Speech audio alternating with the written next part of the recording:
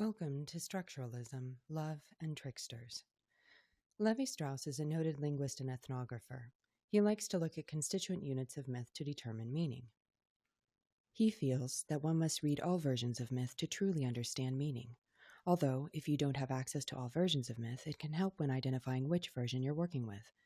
In either event, we will focus on the themes that he suggests reoccur throughout his studies of constituent units of myth. On syntagms and paradigms. Syntagm is a chain of the myth. Paradigms are exchangeable protagonists for the syntagm. For instance, paradigm died for our sins is a syntagm. The images below show some of the paradigms for the syntagm, and this is in the handout that you should have available to you. Here are some examples of paradigms from the previous example. Love. It has become my least favorite thing to explore in the context of myth. In every instance, the couple must undergo some rather ridiculous trials and tribulations.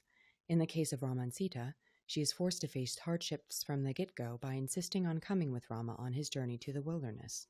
He doesn't want her to come, but she defies his request, and some could argue denies her filial duty by not acquiescing to his request, and stays with him, come what may. Cupid and Psyche is another instance of mistreatment by the gods. Fortunately, Psyche is able to complete the tasks with help, though again, it could be argued that she needn't have been asked to do all those things to begin with. If a curiosity is so wrong, well, if Prometheus has anything to say about it, it is wrong.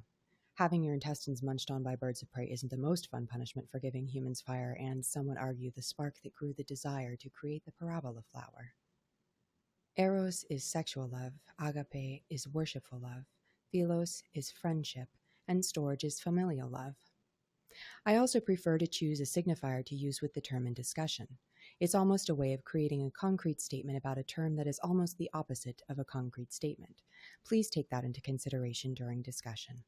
Briefly getting back to structuralism, it's pretty tricky. While you can look for paradigms and syntagms all day long, you can also very easily find instances where those more frequently discussed dichotomies in most of your readings are available. There are instances of different scholars evaluating death and the struggle between nature and culture. These are indeed two themes that fall under the umbrella of structuralism, among other things. You might do well to focus on them. Focus of this excerpt from the Prose Edda.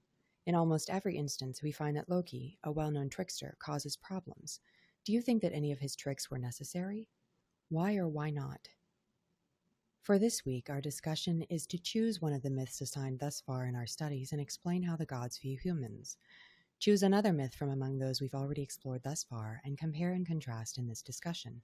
Be sure to use direct references to the text or external resources to support your assertions. Please review my example in your coach document this week.